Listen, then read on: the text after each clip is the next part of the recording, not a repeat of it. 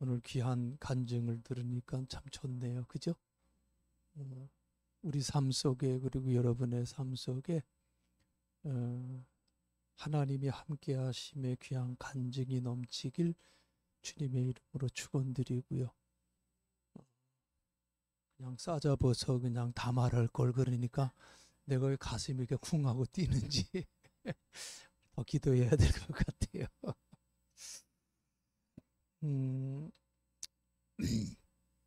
여러분 사명자 성경에 보면 이제 여러 사명자들이 나오는데 사명자 그러면 하나님께서 그 시대를 위해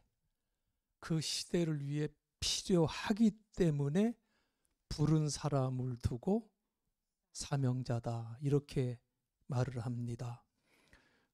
그렇기 때문에 사명자는요 시대적인 사명이 항상 뒤따라와요. 한 개인을 위한 것이 아니라 시대적인 요청을 위해서 하나님께서 한 사람을 쓰신다는 거죠. 예를 들면 사사시대 때 사사들이 그렇게 사명자로 불림을 받았어요. 그 중에 기드온 같은 사람을 예를 들어보면 기드온의 아버지도 그랬고요. 또 그 자신도 그렇고요. 이렇다 할 만한 내놓을 것이 전혀 없었던 평범했던 사람이 기드온이었고 그 가족이었었어요. 다른 사람들처럼 때가 되면 밀을 거두고 포도를 재배했던 평범한 농부였는데 그때는 어떤 때였냐면 미디안이라고 하는 족속들이 아말렉 족속들과 연합해서 이스라엘 사람들을 막 노력했었어요. 전에 지도에서 보여줬던 것처럼 이 미디안이라는 것은 지금 이제 그 아라비아 반도 북쪽, 이스라엘 쪽으로 북쪽이고 또 아말렉은 이제 이스라엘 그 요단강 이제 서편 지금의 요르단 쪽이겠죠. 그쪽에 이제 족속들인데 이 둘이 연합을 해서 이스라엘 사람들을 노력질을 해요. 밀을 추수할 때가 되면 이들이 나타나서 다 뺏어가고요. 포도를 딸 때가 되면 이들이 나타나 모두 빼앗아 갔는데 이스라엘 백성들이 몇 년 동안 이런 고통을 당했냐면 7년 동안 이런 고통을 당했다고 성경은 기록하고 있어요. 그게 다라는 거죠. 7년 동안 농사 헛짐 어떻게 될까요? 참 얼마나 힘들었겠어요. 그때 하나님께서 기드온이라는 사람을 사사로 불러요. 그리고 그에게 민족을 구하라고 하는 시대적인 사명을 주셨지요. 기드온은 몇 번이나 거절을 해요. 도대체 이게 무슨 말씀입니까? 나는 사명을 감당할 만한 능력이 되지 않는 사람입니다. 나는 전혀 할 수가 없습니다. 그렇게 이제 얘기를 하는데 주의 사자가 계속 말씀하잖아요. 그러니까 기드온이 뭐라고 그래요? 표징을 보여주세요. 그런 표징을 보여주세요. 이제 그런 얘기를 할 때 이 주의 사자가 어떤 표징을 보여줘요? 기드온이 가지고 온 무교병 그리고 고기 그걸 이제 지팡이로 딱 대니까 바위로부터 불이 확 나와서 그걸 다 태워버리는 그런 표징을 이제 보여주시면서 사명을 감당하라 이렇게 말씀을 해요. 사사기서 6장 14절에 보면 너는 가서 이 너의 힘으로 이스라엘을 미디안의 손에서 구원하라. 내가 너를 보낸 것이 아니냐 하시니라. 이렇게 말씀하시는 것을 보게 되는데 우리 하나님은 단순히 한 사람을 불러서 그에게 사명을 감당하라고 말씀만 하시는 것이 아니라 그 사명을 감당할 수 있는 능력도 주시는 하나님이시라는 것을 우리는 다시 한번 깊이 생각해야 될 줄로 믿습니다. 그래요.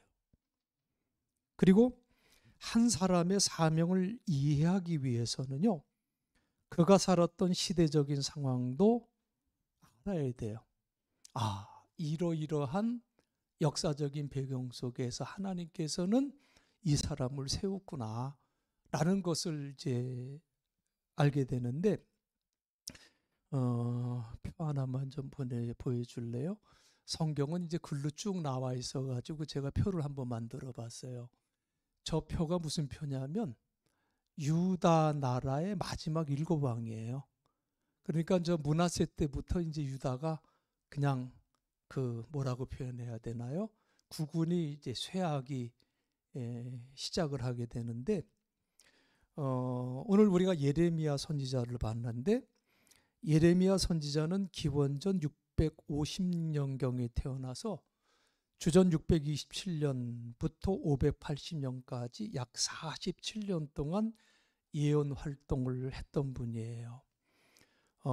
예레미야가 남한국 유다의 베냐민 땅 아나돗에 살고 있던 hil기야라고 하는 한 제사장 가문의 사람인데요.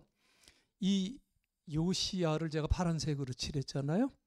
그러니까 예레미야가 저 요시야 그 왕 때부터 그의 아들 여호아하스, 엘리야김, 여호야긴, 그리고 요시야의 아들로서 유다의 마지막 왕이었던 시드기야, 이렇게 5왕에 걸쳐서 40여 년간 하나님의 예언자로 활동했던 분이 예레미야예요. 그러니까 유다의 마지막 그 5왕 때 그 예언자로 살았는데, 말로 못하겠지요. 한마디로 너무나도 어지럽고 너무나도 혼란했던 그 시기에 예언자로 활동했던 분이에요. 자, 그때의 국제 정세가 어땠냐면 이스라엘 옆에는 항상 누가 있었어요? 창세기 때부터 애굽이라고 하는, 에집트죠. 애굽이라고 하는 정말 강대국이 있었는데, 이제 저때 유대 마지막 7왕 때, 그러니까 특히 요시야 때부터는 그 강국이었던 그 이집트, 애굽의 국군도 서서히 기울어져 가고 있었고요. 이제 그 이스라엘의 동쪽에 있는 동쪽에 있는 중동 쪽의 바벨로니아라고 그러죠. 이 신흥제국 바벨로니아가 국제 무대에 등장하기 시작했던 그러한 때였었습니다. 그러니 지금 이 유다라고 하는 나라는 상황이 어떤 거예요? 이쪽으로는 애굽의 눈치를 봐야 되고, 또 이쪽으로는 동서쪽으로 바벨론의 눈치를 봐야 되고, 참 이 이스라엘이라고 하는 나라가 우리나라와 굉장히 지정학적으로 유사한 점이 많아요. 우리가 중국에 치이고 러시아에 치이고 일본에 치이고, 그죠? 그럼에도 불구하고 여기까지 왔다는 건 하나님 은혜고요. 뭐로 표현할 수 있겠어요? 이러쿵저러쿵 요즘에 말이 많아도 하나님이 분명히 지켜주실 것을 저는 믿습니다. 그래요. 자, 이제 그래서 이렇게 힘이 없으면 무슨 외교를 해야 된대요? 이런 힘이 없을 때에는 요즘 많이 나오잖아. 무슨 외교를 해야 된대. 그 한쪽에다만 쇠쇠에다가 큰일 나. 그렇다고 또 저쪽도 야 니네들 우리한테 잘해 막 거기만 또 했다 또 큰일 나. 그러니 요즘에는 그걸 또 누가 또 실용이라고 포장을 해. 근데 엄밀하게 따지면 그게 실용도 좋고 다 표현도 그렇게 할지만, 엄밀하게 그냥 있는 그대로 표현하면 줄타기지 그게 뭐요? 그래 안 그래? 그게 사실은 약소국의 그게 참 슬픔이에요. 그게 줄타기 외교라고 그러죠. 지금 유다 왕국이 이 두 나라를 보면서 줄타기 외교를 할 수밖에 없었어요. 이집트의 힘이 분명히 약화되고 있는 것은 맞지만 그래도 여전히 유다 왕국의 힘을 애굽이 행사하고 있었고요. 그리고 애굽의 느고가 자신의 동맹국 아수르를 돕기 위해서 유브라데강 쪽으로 진군하던 중에 요시아가 그거 막는다고 무기또의 군대를 이끌고 나갔다가 거기서 전사를 하죠. 그때 느고가 그런 얘기를 해요. 내가 유다를 치러 온 게 아니야. 응? 물러가라고 했지만 요시아가 무시하고 애굽과 싸우다가 결국 요시아가 중상을 입고 예루살렘으로 돌아오는 중에 전사를 합니다. 자, 이 일로 인해서 요시아 왕의 둘째 아들 여호아하스가 한 3개월간 왕위에 올랐다가 애굽에 의해서 또 폐위가 되고 그리고 인질로 잡혀가고요.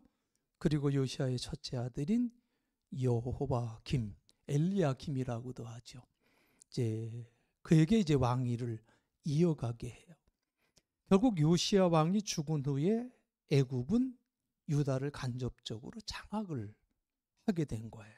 자, 이렇게 애굽의 영향력은 아직까지 한 나라의 왕을 잡아가고 세울 정도로 아직까지는 막강했어요. 자, 그런데 애굽에 의해 왕으로 앉았던 이 엘리야김이요, 여호와김, 당시 중동의 신흥 패권국으로 나타났던 이 바벨론에게 반기를 들고 애굽 편을 들다가 결국 바벨론이 침공을 해서 전사를 해요. 그래서 이후에 엘리야김의 아들 여호야긴이 왕위에 올라요. 불과 3달 동안 왕위에 앉아 있다가 바벨로니아 느부갓네살이 예루살렘 포위하고요. 여호야긴과 귀족들 그리고 기술자 1만 명을 포로로 끌고 갑니다. 그리고 요시야 왕의 넷째 아들이었던 시드기야가 왕위에 앉아요. 이집트와 마찬가지로 바벨론 역시 한 나라의 운명을 좌우할 만큼 유다 왕국에 이렇게 엄청난 영향력을 끼치고 있었다. 참, 저 마지막 읽어봐. 저기 6왕은 내가 다 빨간색 칠했죠. 그리고 요시야만 파란색을 했잖아요. 왜 그랬을까요? 저 빨간색 그 왕들은요, 한결같이 우상 숭배한 사람들이, 한결같이. 그리고 요시야 하나만 종교개혁을 하고 율법책을 발견하고 말씀대로 살아갈 것을 선포했던 왕이죠. 유다의 마지막 7왕 가운데 가장 선군이었던 요시야. 그래요. 그러니까 참 제가 신기한 게 뭐냐면 그런 거예요. 지금 저기 보면 다시 계속 켜. 보면은 요시야 밑에 다 빨간색이잖아요. 그죠? 그러니까 므낫세와 아몬 이 족보에서 요시야 왕이 나왔다는 것도 기적 같은 거예요, 사실은요. 왜? 사람 못된 건 많이 배우잖아요. 못된 것부터 배우면 되잖아요. 그런데 요시야라고 하는 성군이 나타나고 그 선군의 자식들은 또 어떻게 살아요?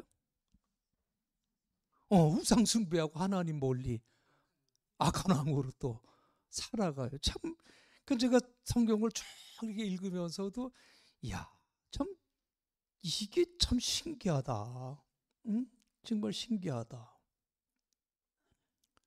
요시야 하나만 애국자고요. 이 나머지 6명은 우상 숭배에 빠져 있거나 잘못된 애국심으로 나라를 망친 사람들이에요. 그러니까 이해가 안 되지요. 이해가 안 되다가 하나 깨달은 게 있어요. 하나 깨달은 게 있는데 뭐냐면 저는 이런 결론을 얻었어요. 한번 따라해 보실래요? 자식은 하나님의 은혜로 키우는 것이지 부모의 힘으로 키우는 게 아니다. 저거 보시니까? 신기하지 않아요? 어떻게 므낫세 아몬에서 요시아가 나오고 요시아 같은 의로운 왕 밑에 어떻게 저렇게 시뻘겋게 그냥 악헌왕이 나올 수 있느냐. 결국 하나님 은혜로 키우는 거지 부모 힘으로 키우는 건 아닌 것 같아요. 예레미야가 이런 시대적인 상황 속에서 예언자로 부름을 받았어요. 그리고 요시아가 왕위에 오른 지 13년 되던 해에 하나님의 말씀이 예레미야에게 임했지요. 요시아 유다 왕국 역사 가운데 가장 뛰어났던 왕이에요. 그에 대해 성경은 최고의 평가를 내렸는데 열왕기하 23장 25절에 보면 요시아와 같이 마음을 다하며 뜻을 다하며 힘을 다하여 모세의 모든 율법을 따라 여호와께로 돌이킨 왕은 그다음에 뭐라고 그랬어요? 안 올리네. 요시아 전에도 없었고 후에도 그와 같은 자가 없었더라. 이렇게 증거를 하고 있어요. 비록 요시아와 같은 훌륭한 왕이 나오긴 했지만 이미 나라의 운명은 기울어 가고 있었어요. 그리고 사실 어차피 유다 왕국은 망하는 길로 지금 가고 있었어요. 자, 그렇다면 하나님께서 지금 유다는 망해가고 있는데 왜 그 시대를 위해 예언자를 세우실까? 망하는 거는 정해져 있는데 무슨 의미가 있느냐? 이렇게 우리가 생각해 볼 수도 있지만 여러분 그렇지 않다는 거예요. 그럼에도 불구하고 자기 백성을 긍휼히 여기신 하나님은 예언자를 보내셔서 당신의 말씀, 당신의 뜻을 선포하게 하세요. 그래서 백성들이 어떤 죄를 짓고 있었는가, 그 죄를 깨닫게 하시고 왜 유다가 망할 수밖에 없었느냐, 그 망한 이유를 하나님께서 예언자를 통해서 알게 하셨다는 거예요. 아무 희망이 없어 보이는 어둡고 암울한 시대적 상황 속에서도 하나님의 말씀을 선포하는 예언자를 두심으로써 하나님은 장차 행하실 새 역사 창조를 위한 남은 자를 두려고 하셨다. 뭘 두시려고요? 남은 자를 두시려고 하나님께서는 망해가는 그 유다 나라에 예언자를 보내셨다고 하는 말씀이에요. 여러분, 이 남은 자 사상을 발견한 사람이 누구예요? 이사야가 그것을 발견했고 예레미야가 그것을 발견했고요. 그리고 사도 바울이 이것을 발견했어요. 하나님은 예레미야 1장 5절에서 이렇게 말씀했잖아요. 내가 너를 모태에서 짓기 전에 너를 알았고 내가 배에서 나오기 전에 너를 성별하였고 너를 여러 나라의 선지자로 세웠노라. 여러분, 이 말씀의 의미를 곰곰이 생각해 보세요. 하나님은요, 이렇게 저렇게 보면서 어디 쓸 자가 없나, 누굴 좀 쓸까, 이게 아니라니까요. 우리는 그렇게 생각하잖아요. 그런데 하나님의 방식은 그런 방식이 아니었다는 것을 말씀해. 하나님은 한 사람 한 사람의 생명을 창조하실 때 이미 그 사람에 대한 하나님의 목적과 계획을 담고 계시다고 하는 것을 예레미야서 1장 5절에서 우리에게 말씀해 주고 있어요. 예레미야가 태어나기도 훨씬 전에 하나님은 이미 그에 대한 목적과 계획을 가지고 계셨다. 그래서 하나님은 예레미야의 생명을 창조하실 때 벌써 그를 예언자로 생각을 하셨다는 거예요. 잘 이해가 되지 않는 말씀이지만 성경 여기저기에도 같은 말씀이 나오는데, 우리가 사도행전 7장 25절에도 보면은요, 우리가 잘 아는 바울, 그 전에 이름은 사울이었잖아요. 그 사울에 대해서 사도행전 7장 25절에 이 사울이라는 사람은 하나님의 구원의 역사에 방해가 됐던 사람이었지만, 그리스도인들을 핍박했던 사람이었지만, 그럼에도 불구하고 하나님은 그를 일찍이 하나님의 도구가 될 사람으로 찍어놓은 사람이다 말이요. 그렇게 말씀하고 있어요. 응? 사도행전 9장 15절에서 주께서 이르시되 가라. 이 사람은 내 이름을 이방인과 임금들과 이스라엘 자손들에게 전하기 위하여 택한 나의 그릇이라. 우리 주님께서 나의 그릇이라 이렇게 말씀을 하셨어요. 여러분, 이 말씀을 여러분 믿으십니까? 여러분 정말 믿으십니까? 그렇다면 이 말씀처럼 여러분의 생에도 하나님의 목적과 계획이 들어있다는 것을 여러분 믿습니까? 왜 아멘이 적어지신데? 아니, 여러분에게도 하나님이 주시는 목적과 계획이 분명히 있다니까요. 여러분, 오래전에 릭 워렌이라는 목사님이 목적이 이끄는 삶이라고 하는 책을 써서 아주 센세이션을 한번 일으킨 적이 있어요. 근데 성경이 다 나와 있는 얘기들이에요. 사실은 그 책에서 묻고 있는 게 뭐냐면, 나는 왜 이 세상에 존재하는가? 이 사실을 묻고 있는 거예요. 나는 왜 이 세상에 존재하는가? 이 존재론적이고 철학적인 질문으로부터 인생의 5가지 존재 목적을 끄집어낸 책이 이 목적이 이끄는 삶인데, 이 마지막 5번째 챕터가 뭐냐면, 우리는 사명을 위해 지음받았다, 이거예요. 우리가 왜 지음을 받아요? 사명을 위해서 지음받았다는 거예요. 지금의 내 삶 속에 하나님의 계획과 목적이 들어있다는 사실을 믿고 받아들이는 순간부터 우리의 생이 존귀해지기 시작하는 거예요. 아멘. 돈이 많아서? 아니요. 지위가 높아서? 아니라니까. 하나님이 나에 대한 분명한 계획과 목적이 있다고 하는 것을 내가 깨닫는 그 순간부터 여러분은 존귀한 존재가 된다는 거예요. 내 삶에 대한 실망과 절망이 하나님의 고귀한 목적을 가진 삶으로 바뀌어지는 거고요. 자신의 삶을 전과 전혀 다른 눈으로 볼 수 있게 된다는 거예요. 그렇기 때문에 아무리 어렵고 힘든 고난의 시간들이 있다 할지라도 나를 하나님의 고귀한 목적을 위해서 연단하시고 훈련하시는 하나님의 시간으로 우리가 바라볼 수가 있는 거예요.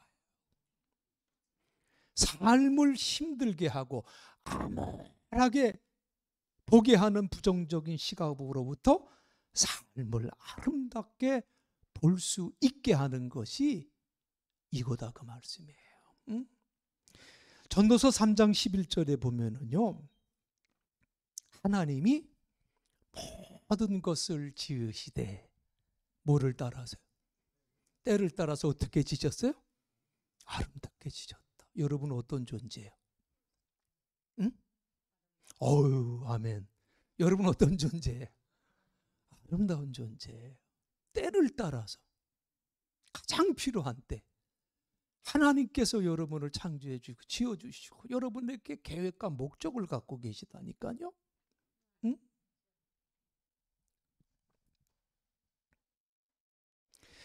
하나님의 시간에 이 모든 것이 아름답게 변한다.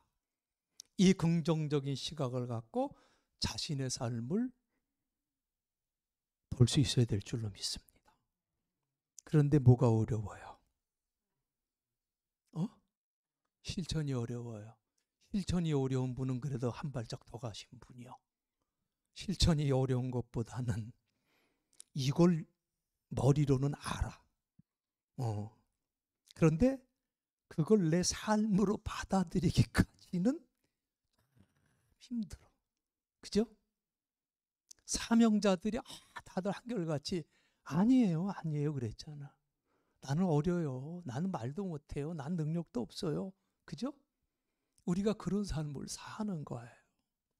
응? 여러분, 내 삶에 하나님의 목적과 계획이 들어있다. 이 말씀에 여러분 아멘이십니까? 분명 나는 아멘이라고 하는데 내 삶에 하나님의 목적과 계획이 들어있다는 말씀을 받아들이기 어려운 이유가 뭐냐? 응? 뭘까요? 목사님도 저렇게 얘기하는 거 그냥 나 달래려고 하는 거 아니요? 그죠? 다른 면으로 힘주고 그냥 이거를 위로받고 좀 지나보면 더 좋아질 거야. 뭐 이런 생각을 할 수도 있을 거예요. 그런데 그렇지 않아요. 수많은 사람들이 자신의 삶 속에 하나님의 목적과 계획이 들어있다는 말씀을 받아들임으로써 존귀한 삶을 살게 된 수많은 사람들의 이야기가 있어요.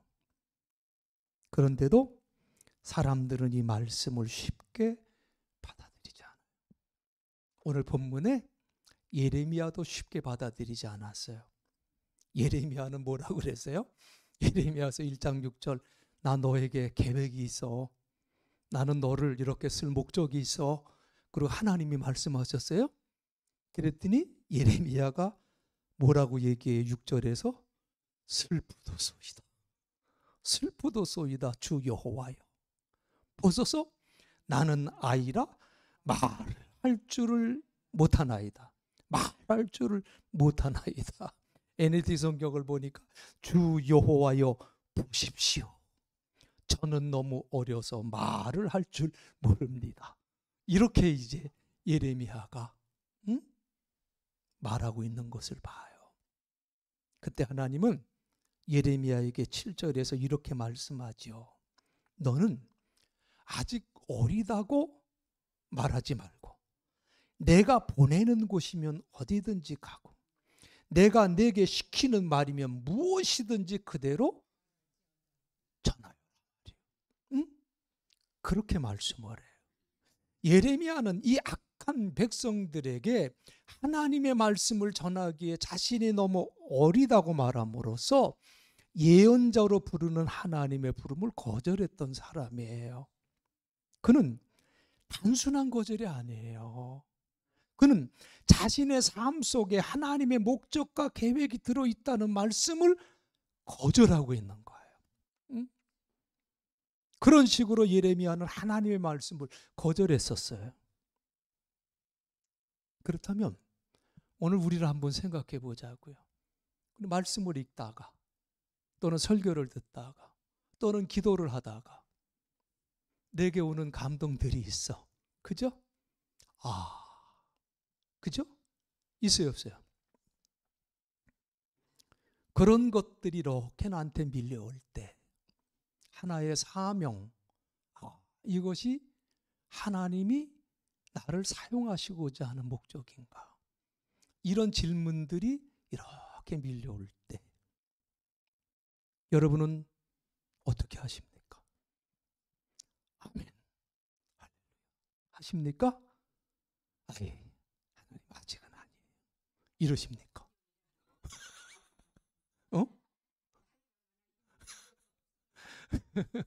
나이가 많아. 하나님 저는 끝났어요. 젊은 사람 찾아보세요. 이러십니까?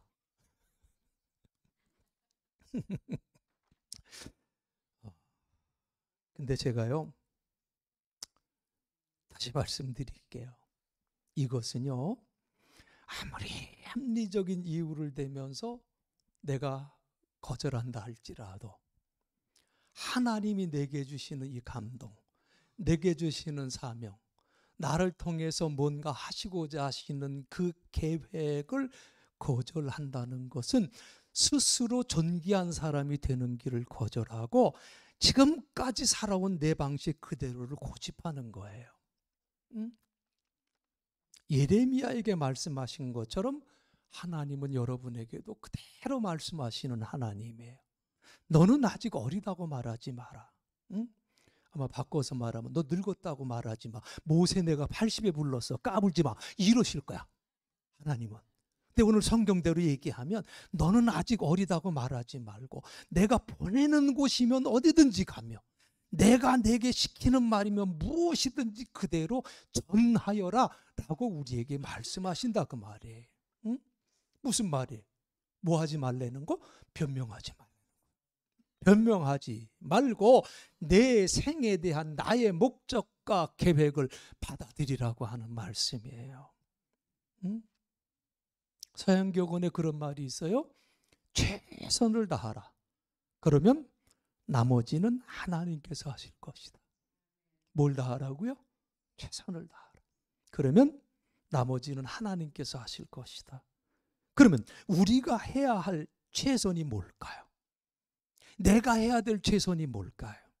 그것은 내 삶에 하나님의 목적과 계획이 들어있다는 말씀을 믿고 받아들이는 거예요. 하나님 나라가는 그 순간까지 하나님은 나에게 목적을 두고 계시고 계획을 두고 계시다 말이에요. 그것을 받아들이는 삶이 최선을 다하는 삶이요. 아멘이신가요? 이것이 우리가 해야 될 일이에요. 그러면 나머지 누가 하시는 거예요? 하나님이 하시는 거예요. 변명할 거예요? 안 할 거예요? 변명할 거예요? 안 할 거예요?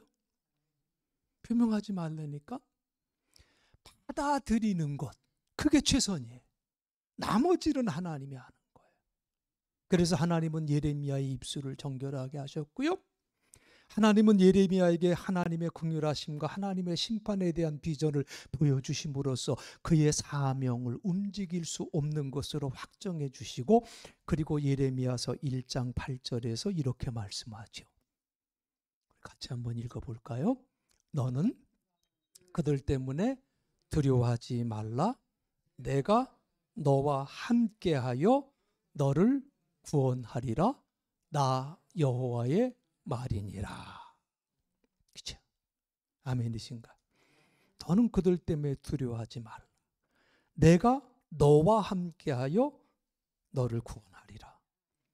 여러분의 삶 속에도 하나님께서 나머지의 일을 하실 수 있도록 여러분 마음을 넓히시기 바랍니다.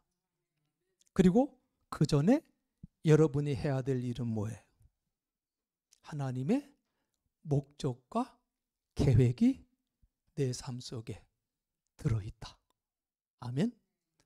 이것을 꼭 붙드시고 이것을 기도 제목을 갖고 하나님 앞에 모든 것을 맡길 수 있는, 이게 사명자의 삶이라고 하는 것을 믿으시길 간절히 바랍니다. 오늘 이 시간 찬송가 330장 부르시고요. 조용히 하나님 앞에 우리 기도의 시간을 가졌으면 좋겠어요. 하나님이 내 삶에 가지고 계신 목적이 뭘까? 나를 통해서 이루시고자 하시는 계획이 무엇일까를 조용히 한번 생각해 보시면서 그 목적과 계획을 여러분 붙드시고 그리고 하나님께서 이루어 주시기를 소망하는 기도를 하나님 앞에 드렸으면 좋겠습니다. 찬송가 330장 찬송하시고 조용히 하나님 앞에 기도하는 시간 갖겠습니다.